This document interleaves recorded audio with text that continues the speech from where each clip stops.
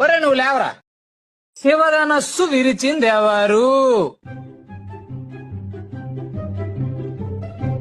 చెప్పరా, శివధనస్సు విరిచిందెవరు? Sir I don't know sir. Sir నాకు తెలియదు సార్. నేను ఎరవలేదు సార్. అమ్మమ్మ చుట్టూ సార్. నేను ఎరవలేదు సార్. నువ్వు విరవలేదా?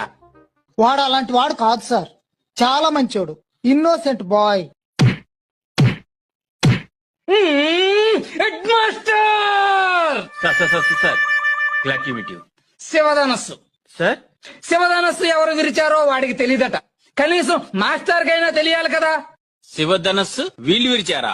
Sir I don't know sir. నేను ఎరవలేదు సార్. ఒట్టు సార్. నేను ఎరవలేదు సార్. ఈ క్లాస్ వాళ్ళు అలాంటి ఏదో పని చేయరు sir. First time students 6th class వాళ్ళు అయి ఉంటారు. స్కూల్ మూసేయండి.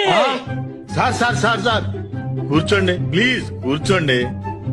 సార్ ఇంత చిన్న విషయానికి అంత పెద్ద పనిష్మెంట్ ఏంటి సార్? చిన్న విషయమా ఇది? చిన్న విషయమా? శివధనస్సు విరిచింది ఎవరంటేనే చెప్పలేదు.